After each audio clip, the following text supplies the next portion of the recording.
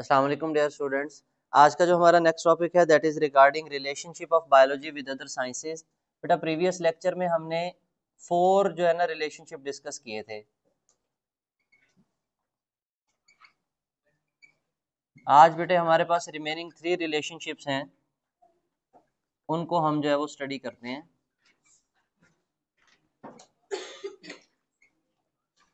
इनमें हमारे पास सबसे पहला रिलेशनशिप जो बनता है दैट इज बायोस्टैटिस्टिक्स।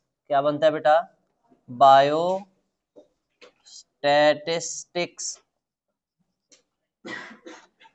अगर बेटे हम बायोस्टैटिस्टिक्स की बात करें, आपके पास हर यूनिवर्सिटी के अंदर एक इदारा होता है शुमारियात का। सुने कभी नाम? मैथ्स डिपार्टमेंट सुने? मैथमेटिक्स का डिपार्टमेंट होता है यूनिवर्सिटी के अंदर। कुछ लोग जो है वो आगे बैचलर लेवल की स्टडी मैथमेटिक्स के अंदर कंप्लीट करते हैं, बीएस मैथमेटिक्स करते हैं या एमफिल या पीएचडी करते हैं मैथमेटिक्स के अंदर।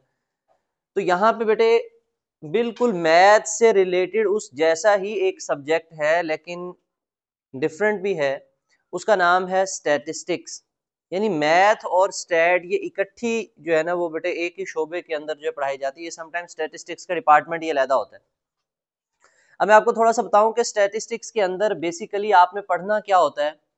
आपने हमेशा स्टैटिस्टिक्स में जो डाटा आपने इकट्ठा करना है, कोई भी मवाद आपके पास मटेरियल इकट्ठा हो गया, वो चाहे बच्चों के नाम है, वो चाहे बच्चों की एज है, वेट है, उनके मार्क्स हैं, इससे हट के किसी भी टाइप का डाटा है आपके पास आपके कंट्री का, आपने जो है ना आप क्या कहते हैं उसको कि लिटरेसी रेट कैलकुलेट की है, आपने ये कैलकुलेट किया कि हमारे मुल्क में कितने लोग पढ़े लिखे हैं, आपने ये कैलकुलेट किया कि हमारे मुल्क में कितने लोग डायबिटीज के मरीज हैं, आपने ये कैलकुलेट किया कि हमारे जो है ना मुल्क के अंदर कितने लोग जो हैं वो हाइपरटेंशन के पेशेंट हैं।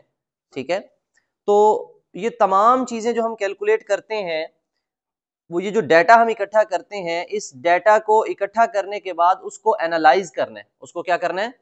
एनालाइज करना है। तो उस डाटा को जब हम एनालाइज करेंगे, एनालाइज करना कहते हैं जांच पड़ताल करना।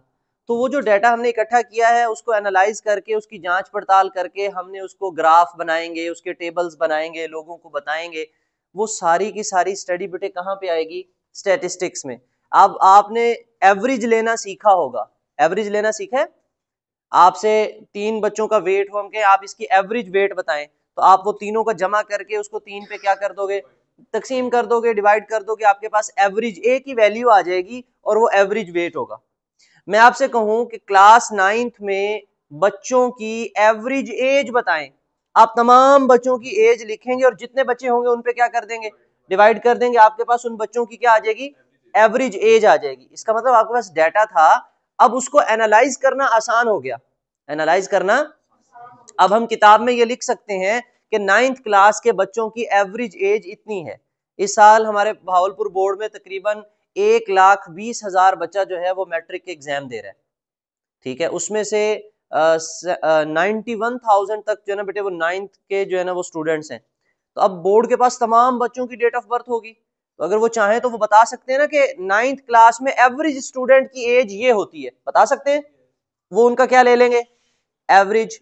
बिल्कुल इसी तरह बेटा हमारे पास और भी बहुत से टूल्स हैं डाटा को एनालाइज करने के। रेशियो प्रोपोर्शन का एक टूल हम पढ़ेंगे। आप मैथ्स में भी रेशियो कैलकुलेट करना सीखोगे, उर्दू में निस्बत तनासुब वो कैलकुलेट करना सीखोगे। ये सारी चीजें हमारे पास किस में स्टडी करेंगे?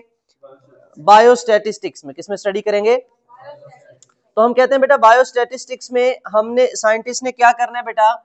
डाटा को एनालाइज करना है। जो भी उनके पास डाटा है उस डाटा को क्या करना है बेटा? उन्होंने डाटा को एनालाइज करेंगे from statistical point of view बेटे। ठीक है, उसको एनालाइज करेंगे, उसको इंटरप्रेट करेंगे। इंटरप्रेट करना कहते हैं उसकी जांच पड़ताल करना। ठीक है, ये ऐसे ही है जैसे आपसे जब आप छोटी क्लासेस में थे, आपकी बुक्स के ऊपर बने होते थे ऐसे 3 पेंसिल्स बनी हुई हैं, एक छोटी, एक बड़ी, एक सबसे छोटी। फिर आपसे सवाल नीचे पूछा जाता था, सेलेक्ट दी लार्जेस्ट पेंसिल, जो सबसे बड़ी पेंसिल है उसको सेलेक्ट करें, सेलेक्ट दी स्मॉलेस्ट वन, सबसे छोटे वाली को सेलेक्ट करें। यानी वो आपके पास डाटा गिवन है, आपको देख के पता चल जाए कि इसमें ये हो रहा है। ठीक है, आपके पास डाटा का ग्राफ बना देंगे, आपको ग्राफ देख के पता चल जाएगा अच्छा इस क्लास के बच्चों की एज सबसे ज्यादा है क्योंकि इसका ग्राफ सबसे ऊपर। अगर अदरवाइज मैं पूरे बोर्ड पे बस एजेस ही लिख दूं 20, 30, 14, 13 इस तरह सारी करके पूरा बोर्ड भर दूं, फिर मैं आपसे पूछूं बताओ 9th क्लास के बच्चों की एज, आपको सर ये तो आपने खच मचा दी है सारी, ये तो कुछ भी हमें समझ नहीं आ रही, ये तो 1000 बच्चों का डाटा आपने ऐसे लिख दिया है। अब वो डाटा ना आपने तरतीब दिया, आपने रैंडमली जो है ना वो बच्चों की एज लिख दी। अब हमें ख्वाब थोड़ी ना आएगा कि किस ये जो है ना एज किस बच्चे के, लेकिन अगर हम उसको तरतीब से ग्रुप बना के क्लास वाइज अरेंज करें, उनका एवरेज लें और खूबसूरत बना के लिख दें, तो अब उस डाटा की हैंडलिंग, डाटा की स्टडी क्या हो जाएगी, आसान हो जाएगी। ठीक है, हम मलेरिया की एग्जांपल पढ़ेंगे, वहां पे भी बेटा इसकी थोड़ी सी एप्लीकेशन आएगी आपकी बायो के हिसाब से। इस ब्रांच की जो मेन एप्लीकेशन है वो आपकी बड़ी क्लासों में जाके आती है। जब आप रिसर्च स्टूडेंट बनते हैं, जब आप एमफिल या पीएचडी करते हैं, एट दैट टाइम जब आपके रिसर्च प्रोजेक्ट्स होते हैं जो उनके ऊपर आप काम करते हो, तो फिर आपको स्टैटिस्टिक्स की जरूरत पड़ती है। फिर हम इस स्टैटिस्टिक्स के जरिए जो भी हम काम कर रहे होते हैं अपने डाटा को क्या करते हैं, एनालाइज करते हैं, डाटा को क्या करते हैं। अब वो कहते हैं कि ये पूरी की पूरी फील्ड हमें कहां पे काम आएगी बेटे, बायोलॉजिकल रिसर्च में। किसमें बेटा, बायोलॉजिकल रिसर्च। ठीक है, इसके अलावा हेल्थ केयर के अंदर भी। अच्छा, दो चीजें यहां पे आएंगी, एक बेटे बार बार लफ्ज इस्तेमाल होगा हेल्थ केयर का, किस चीज का इस्तेमाल होगा, और दूसरा इस्तेमाल होगा पब्लिक हेल्थ। अब ये देखें दोनों हैं तो हेल्थ के शोबे बेटे, ठीक है, सेहत से ही वाबस्ता है। इसमें हेल्थ केयर से मुराद ये होता है बेटा, हॉस्पिटल सेटिंग की बात कर रहे हैं हम किसी डॉक्टर के क्लिनिक की बात कर रहे हैं जहां पे मरीजों का इलाज होता है, वो हेल्थ केयर एरिया है। डॉक्टर मरीजों का इलाज कर रहे हैं, आए दिन कोई ना कोई नया मरीज उनके पास आता है। आप किसी भी वार्ड में चले जाएं, मिसाल के तौर पे आप हार्ट डिपार्टमेंट में चले गए हैं, अब वो मल्टीपल उनके पास केसेस आ रहे होते हैं। अब ये थोड़ी ना कि उनके पास 50 जो है ना वो दिल के मरीज हैं, उनको सबको एक ही मसला था, ऐसे नहीं होगा ना, हर कोई रैंडम इशू से आ रहा होगा। अब वो उन केस को स्टडी करेंगे, पढ़ेंगे, अच्छा इस ये रिस्क फैक्टर हो सकते हैं, अच्छा इस वजूहात की वजह से, अच्छा ये दवाइयां खाता था इसकी वजह से भी इसके हार्ट को प्रॉब्लम हो गया, ये स्मोकिंग करता था, ये फलां काम करता था। तो ये उनके पास मल्टीपल केसेस जो है, उनके पास डाटा इकट्ठा हो रहा है, डॉक्टर्स के पास चार्ट होते हैं ना हॉस्पिटल में, वो फिर उन चार्ट्स को एनालाइज करते हैं डॉक्टर्स, और फिर वो रिपोर्ट करते हैं, लोगों को बताते हैं, फिर वो अपने रिसर्च आर्टिकल्स लिखते हैं। तो सेम इज द केस, ये जो हेल्थ केयर है बेटे, ये किसी ऑर्गेनाइजेशन से लिंक हो जाएंगी चीजें, ये डिपार्टमेंट हॉस्पिटल होगा या क्लिनिक होगा, इस तरह से जो है ना वो हम स्टडी करेंगे। लेकिन ये जो पब्लिक हेल्थ है बेटे, सेहत आमा, हर आम आदमी की सेहत, ये जो डिपार्टमेंट है ये अलहदा है।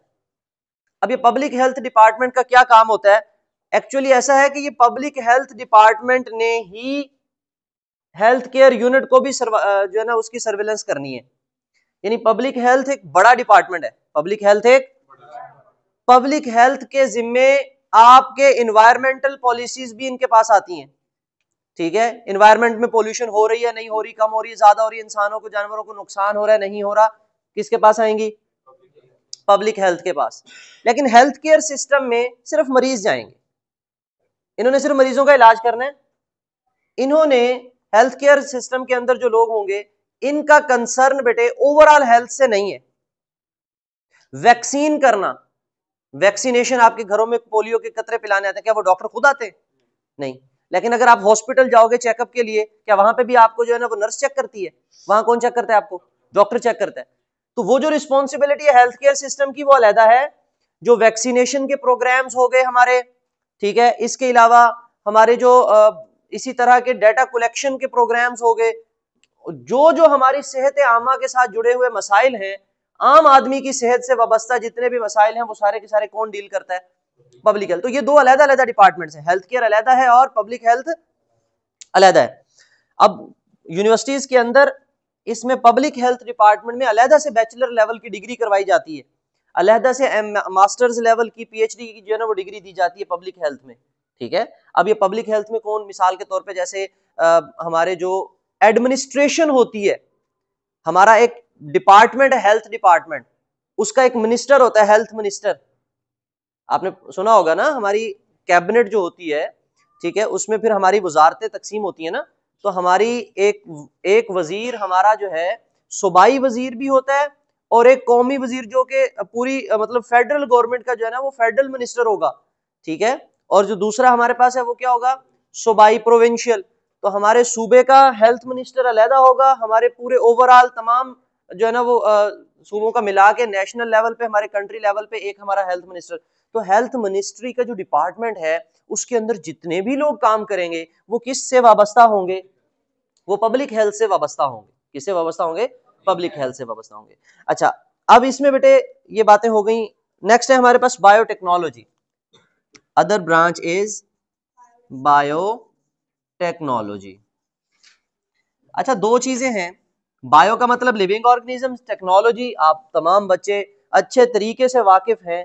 टेक्नोलॉजी को अगर देखो तो उर्दू में भी टेक्नोलॉजी ही हम बोल देते हैं, ठीक है। लेकिन अब इस टेक्नोलॉजी में वो पुराने वाली टेक्नोलॉजी नहीं रही, इसमें जदीद जो है ना वो मशीनरी, जदीद तौर तरीके, जदीद जो है ना हमारे पास प्रोजेक्ट्स आ गए हैं। तो उनके मुताबिक हमने जिंदा जानदारों को इस्तेमाल करके फायदेमंद अशिया बनानी है।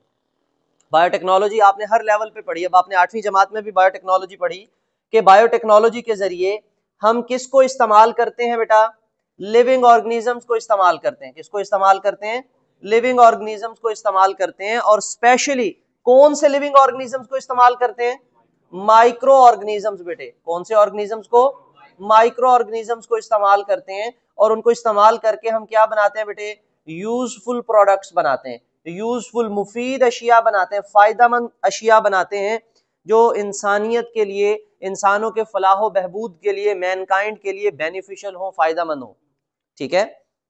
मिसाल के तौर पे अब दही बनाते हैं ना हम कहते हैं दही जो है वो किसके जरिए बनवाते हैं, बैक्टीरिया के जरिए। बैक्टीरिया ही दूध में डालते हैं, ठीक है। वो जो पहले से ही खट्टा लगा देते हैं, दही में जो एनोकुलम डालते हैं, वो बेसिकली हम जो जाग लगाते हैं अक्सर कहते हैं ना, तो वो जो पहले से मौजूद थोड़ी सी दही खट्टा डाल देते हैं उसके अंदर, उस पहले से थोड़ी सी दही डाल रहे हैं हम, उसमें बैक्टीरिया है, वो बैक्टीरिया हमारे मिल्क के अंदर जो है ना बेटे फर्मेंटेशन का अमल करेंगे और जनाब हमारे दूध को जो है ना वो दही में कन्वर्ट करेंगे। अब दही भी बैक्टीरिया के जरिए बन रहा है, लेकिन दही बनाना बायोटेक्नोलॉजी नहीं है।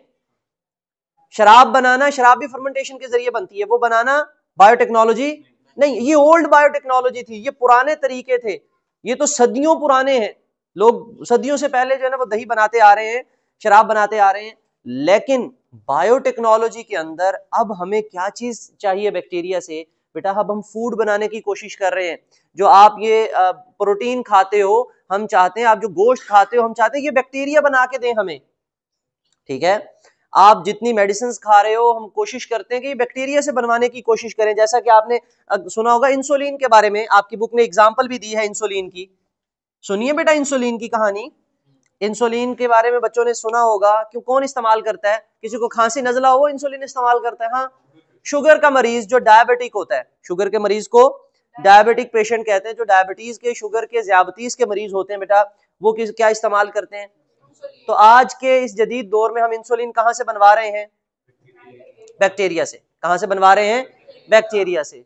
और वो बैक्टीरिया खुद ब खुद बना देंगे या पहले उस बैक्टीरिया को तैयार करना पड़ेगा इंसुलिन बनाने के लिए, तैयार कर, उसके अंदर हम अपनी मर्जी का जीन डालेंगे, उसकी जेनेटिक इंजीनियरिंग करेंगे थोड़ी सी। क्या करेंगे, तो जेनेटिक इंजीनियरिंग करके हम उसमें अपनी मर्जी का जब जीन डालेंगे तो वो जीन फिर हमारी मर्जी के मुताबिक काम करेगा, वो वही प्रोटीन बनाएगा जो प्रोटीन हम चाहते हैं।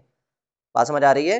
वो सिर्फ इंसुलिन ही नहीं, वो बहुत सी एंटीबायोटिक्स, बहुत सी वैक्सीन्स, बहुत से एंजाइम्स हम किससे बनवा रहे हैं, बैक्टीरिया से बनवा रहे हैं। तो ये सारी की सारी किस चीज में आ जाएंगी, बायोटेक्नोलॉजी में। अब वो कहते हैं बायोटेक्नोलॉजी के अंदर भी बेटे बहुत से शोबे जुड़े हुए हैं। जैसा कि इसमें अगेन वही बात कि हेल्थ केयर डिपार्टमेंट है, हेल्थ केयर आ जाएगा नहीं आएगा, इंसुलिन वगैरह हेल्थ केयर सेटिंग में इस्तेमाल होगी ना बेटे, इंसानों के जो है ना वो इलाज के लिए।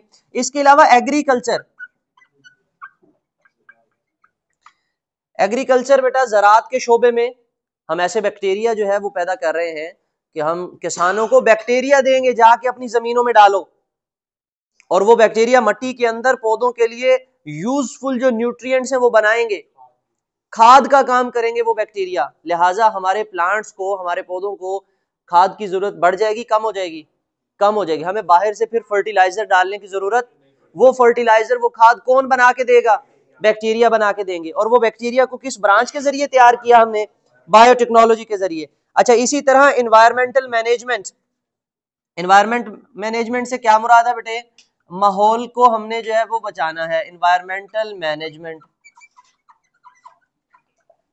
अब इन्वायरमेंटल मैनेजमेंट से मुराद ये है कि माहौलियाती आलूदगी को खत्म करने के लिए भी हम किसका सहारा लेने जा रहे हैं, माइक्रो ऑर्गेनिजम्स का, बैक्टीरिया का। हम ऐसे बैक्टीरिया बनाएंगे जो फैक्ट्री से निकलने वाला गंदा पानी जो होगा उसको ट्रीट करेंगे, उसके अंदर अगर कोई हैवी मेटल्स होंगी उनको पकड़ लेंगे, ठीक है, उनको वो पानी के अंदर जाने, तो वाटर पोल्यूशन हम क्या कर देंगे, कम कर देंगे, रिड्यूस कर देंगे, ठीक है। तो इसका मतलब हम आने वाले दौर में बैक्टीरिया के जरिए क्या भी कंट्रोल करेंगे, कर रहे हैं हम बहुत हद तक। अच्छा, इसके अलावा बेटे एग्जांपल बता दी आपको इंसुलिन वाली। नेक्स्ट हमारे पास आखिरी ब्रांच है, रिलेशनशिप है, that is bio economics. Bio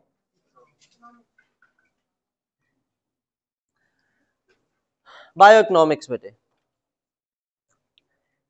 economics होता है ये। अच्छा जी, अभी इकोनॉमिक्स आप अक्सर देखते हो, ये छठी सातवीं जमात में ये बच्चियों का एक सब्जेक्ट होता है होम इकोनॉमिक्स का, होता है ना, होम इकोनॉमिक्स। उससे पहले होम लिखा होता है, होम से मुराद घर, इकोनॉमिक्स से मुराद घर की मईशत। ऐसे एक घर के क्या अखराजात होते हैं वो उनको समझाए जाते हैं, क्योंकि आने वाले वक्त में एक घर को चलाने के लिए एक अच्छी खातून चाहिए ना, उस खातून ने घर चलाना है। ऐसा ही है ना, आपकी वालदा मोहतरमा आपको अच्छा पहनाती हैं, अच्छा खिलाती हैं, उनको पता है कि किस तरीके से आप तमाम बच्चों की जरूरियात को मैनेज करना है, ऐसे है ना। आपके वालिद की जिम्मेदारी अर्निंग की है, वो अर्न करते हैं, ठीक है। अब आपके घर को चलाने के लिए एक खातून चाहिए, और वो हम छठी सातवीं आठवीं जमात में उसको होम इकोनॉमिक्स पढ़ाते हैं कि आपने अपने घर को कैसे मैनेज करना है, कैसे चलाना है, अपने घर के अंदर बचत कैसे करनी है, ठीक है। मईशत ये नहीं है कि आपने एक ही चीज पे सारा पैसा लगा देना, वो सारी चीजें वहां पे सिखाई जाती हैं उस बुक में, ठीक है। क्या क्या चीजें होती हैं, कोई टॉपिक अगर आपको याद हो, आपने होम इकोनॉमिक्स में पढ़े हो कोई टॉपिक, शाबाश, सिलाई कढ़ाई, कि घर में खवातीन अगर फ्री हैं तो चलो ये काम कर लें। खाना बनाना सिखाया जाता है ना, उसमें तरह तरह के वो खाने बनवाती हैं आपकी टीचर्स, है ना, फिर पार्टियां कर लेते हैं। अच्छा, और क्या क्या चीजें होती हैं, हाँ शाबाश, कपड़े इस्त्री कैसे करने हैं, वो सारी चीजें। खैर, तो बेटा अब ये होम इकोनॉमिक्स नहीं है, ये बायो इकोनॉमिक्स है। ये क्या है, बायो इकोनॉमिक्स। तो बायो इकोनॉमिक्स में हमने जिंदा जानदारों को, उनको स्टडी करना है from economic point of view, रुपए पैसे की नजर से हमने स्टडी करना है उनको, कि फायदा होना है, बचत होनी है। मिसाल के तौर पे आपने गंदम की काश्त की है, अब किसान क्या चाहता है, मुझे फायदा हो या नुकसान हो। कोई ऐसा किसान होगा जो चाहे मुझे नुकसान हो जाए, नहीं। अब वो सुबह दोपहर शाम कैलकुलेटर लेके बैठा होगा, इतना खर्चा हो गया, इतना खर्चा हो गया, इतने का मैंने पानी लगा दिया, इतनी मैंने खादे डाल दिए, बीज डाल दिए, इतने फलां बंदे के देने। अच्छा, एंड में जब उसकी फसल घर आएगी, वो बेचेगा, बेचने के बाद उसकी कॉस्ट वैल्यू कैलकुलेट करेगा, और जो अखराजात है वो कैलकुलेट करेगा, फिर उनको प्लस माइनस करके फिर जो जवाब निकालेगा वो इस नतीजे पे पहुंचेगा कि उसको इस फसल में बचत हुई है या नुकसान, लॉस हुआ है या प्रॉफिट हुआ है, लॉस हुआ है या प्रॉफिट हुआ है। कर सकते हैं ना कैलकुलेट। अब वो सारी की सारी चीजें किससे रिलेटेड थी, लिविंग ऑर्गेनिज्म से। किससे रिलेटेड थी, आपने एक फार्म हाउस बनाया, उस फार्म के अंदर आपने जानवर जो है ना वो पाले हैं। अब आप देखते हो कि जानवर डेली का इतना खा रहे हैं, इतना खर्चा आ रहा है, इनका डेली बेस पे या हफ्ते का, महीने का इतना वजन बढ़ रहा है। फॉर एग्जाम्पल, आप गोश्त के लिए जानवर पाल रहे हो, आप जो है ना वो कल को बेच दोगे। अब आप देख रहे हो कि जितना खा रहे हैं, क्या इतना ये प्रोड्यूस भी कर रहे हैं, क्या इनकी बॉडी में स्टोर हो रहा है, क्या आने वाले वक्त में अगर इतने 6 माह बाद, 6 माह खिलाने के बाद मैं इसको बेचूंगा तो मुझे फायदा होगा या नुकसान। तो हम ये सारी चीजें पहले कैलकुलेट कर सकते हैं, नहीं कर सकते, कर सकते हैं। आपने फिश फार्म बनाना है, तो आप किसी फिशरीज के माहिर से कंसल्टेंसी लोगे, उससे मशवरा करोगे कि भाई मैंने मछलियां डालनी है, बताओ कौन सी नस्ल की मछलियां डालूं जिनसे ज्यादा प्रॉफिट हो जाए। कोई ऐसी नस्ल आप डाले तो जो आगे बढ़ती नहीं है, फलती फूलती नहीं है, छोटी छोटी रह जाती हैं, सारा दिन खाती हैं लेकिन बढ़ती नहीं है। अच्छा इसी तरह अब आपने वो फॉर्म बना लिया, अब कोई ऐसी नस्ल थी जो डिजीज रेजिस्टेंट नहीं थी, जिनको बीमारी आई है वो सारी मर गई हैं, ठीक है। तो आपने ये सारी चीजें प्री कैलकुलेट करनी होती है, तो वो प्री कैलकुलेट करने के लिए हमें किस ब्रांच का सहारा लेना पड़ता है? बायो इकोनॉमिक्स का। तो bio economics deals with the study of organisms from किस पॉइंट से बेटा? Economical point of view. अब इसमें बेटे मेन जो चीजें हम कैलकुलेट कर सकते हैं वो मैंने आपको बता दिया, लॉस या फिर प्रॉफिट, चाहे वो आप किसी जानवरों के फार्म हाउस की कैलकुलेट कर लें, वो चाहे आप पौधों की किसी फसल की कर लें, वट एवर द क्या कह सकते हैं उसको कि फील्ड इज, जो भी आपके पास फील्ड है आप उसकी कैलकुलेट कर सकते हैं। तो ये बेटे हमारे पास आपकी बुक में ना एक पिक्चर के हवाले से थोड़ा सा बयान किया हुआ है। आपका अगर ये लॉन्ग क्वेश्चन आता है तो आप तमाम बच्चों ने ये डायग्राम बनानी है, बहुत आसान सी है बेटा। आप पहला सर्कल बनाएंगे, उसमें आप बायोलॉजी लिख लेंगे, ठीक है। आप कंपास से सर्कल बनाइएगा, वो बिल्कुल गोल बनेगा। अच्छा उसके बाद आपने क्या करना है, आपने यहाँ पे 7 जो है, क्योंकि 7 ब्रांचेस थी, तो आपने 7 जो है ना इस तरह अंडे बना लेने यहाँ पे, ठीक है। और ये भी आपने किससे बनाने? कंपास से बनाने, ठीक है। अच्छा अब इसके अंदर देखो बायोलॉजी लिखी हुई है, अब हम बाहर वाली साइड पे ब्रांच लिखेंगे और यहाँ पे दरमियान में जो है वो उसका नाम लिख देंगे कि हमारे पास कौन सी ब्रांच है। आपके पास डबल लाइंस की हुई है। अच्छा फेडरल बोर्ड की बुक में इस तरह से है, यूं सर्कल फिर लाइन फिर सर्कल, तो बाहर उन्होंने लिख दिया या अंदर लिख दिया, इकट्ठे मिला के लिख देंगे। चलें हम यहाँ लिखते हैं मिसाल के तौर पर बेटा, मैं यहाँ लिख देता हूँ फिजिक्स, ठीक है। पूरा पूरा नहीं लिख रहे, अब आप पूरा लिखोगे तो यहाँ क्या बन जाएगी बेटे? बायोफिजिक्स। अक्सर बच्चे ना डायग्राम्स बनाने से घबराते हैं, ये पता नहीं कैसे बनेगी। अगर आप यहाँ पे बाहर केमिस्ट्री लिख देंगे तो ये क्या बन जाएगी? बायोकेमिस्ट्री, ठीक है। अगर आप यहाँ पे बेटे इकोनॉमिक्स लिख दोगे तो ये क्या बन जाएगी? Bio economics. अच्छा जी, इसी तरह आप यहाँ पे क्या लिखोगे? जियोग्राफी लिख दें, यूं लिख दें सीधा करके, जरूरी उल्टा आपने लिखना है, तो ये क्या बन जाएगी? Bio geography. अच्छा और शाबाश, स्टैटिस्टिक्स अगर लिख देंगे तो क्या बन जाएगी? Bio statistics. और शाबाश, बायोटेक्नोलॉजी लिख देंगे, ऑलरेडी टेक्नोलॉजी लिख देंगे तो अंदर बायोलॉजी है, तो ये क्या बन जाएगी? बायोटेक्नोलॉजी। और शाबाश, इकोनॉमिक्स नहीं लिखी हमने, कंप्यूटेशनल है, अगर आप कंप्यूटर सिस्टम यहाँ बाहर लिख दोगे तो ये अंदर क्या हो जाएगी? Computational bio. तो इस तरह से बेटे आप सिंपल सा उसको बना के डायग्राम के जरिए जो है ना लॉन्ग क्वेश्चन पूरा करेंगे। हमेशा कोशिश कीजिएगा कि जब भी आपने लॉन्ग क्वेश्चन अटेम्प्ट करने हो, अगर आप उनमें अच्छे नंबर चाहते हैं तो लॉन्ग क्वेश्चन वो अटेम्प्ट कीजिएगा जिसमें डायग्राम हो, ठीक है। तो इसमें biostatistics deals with the principles of statistics to analyse and interpret the data related to living organisms. Biostatistics play a crucial role in biological research, healthcare and public health. Biotechnology, it deals with the use of living organisms or their components to develop beneficial products or processes. किस लिए? For including healthcare, agriculture and environmental management. For example, biotechnologists use bacteria for the production of insulin or to treat diabetic patients बेटे। इसी तरह bioeconomics deals with the study of organisms from economical point of view. In bioeconomics, scientists calculate the cost and profit of the biological projects, for example production of new variety of the crop. अब आप नई variety बनाने की तरफ तो चले जाएं, लेकिन उसका खर्चा इतना ज्यादा हो आपको, यार इसमें मुझे बचत तो है नहीं, तो क्या आप उस स्टेप पे जाओगे? कोई किसान ऐसा नहीं होगा जो जिसको आप पहले बताओ कि तेरे इतने लाख रुपए लग जाएंगे, उसके बाद तुझे इतने हजार जो है ना वो फायदा होगा, मैं पागल हूँ, लाख लगा के हजार कमाऊंगा। आप समझ आ रही है? तो वो सारी चीजें प्री कैलकुलेट करनी है हमने किसमें? यही चीजें बेटा हमारे पास फेडरल बोर्ड की बुक में बयान की गई हैं। बायो स्टैटिस्टिक्स में भी हमने डाटा को कलेक्ट करना है और उसको एनालाइज करना है, ठीक है, डिफरेंट रूल्स ऑफ स्टैटिस्टिक्स के यूज करके। बायोटेक्नोलॉजी में हमने डिफरेंट चीजें बनानी है और लिविंग ऑर्गेनिजम्स को मैनिपुलेट करना है, हमने उनको बदलना है, चेंज करना है। बायो इकोनॉमिक्स में हमने इकोनॉमिकल पॉइंट ऑफ व्यू से स्टडी करनी है, जैसा कि वो कहते हैं वीट है, फिश है, राइस है, ठीक है। एक्सपोर्ट वैल्यूज, इंपोर्ट एक्सपोर्ट भी करनी है हमने, फिर बिजनेस जो करना है इनका, तो उससे रिलेटेड बेटा ये सारी चीजें होती हैं। यहाँ तक बेटे किसी बच्चे का कोई क्वेश्चन हो तो आप कमेंट सेक्शन में पूछ सकते हो। Thank you, Allah Hafiz.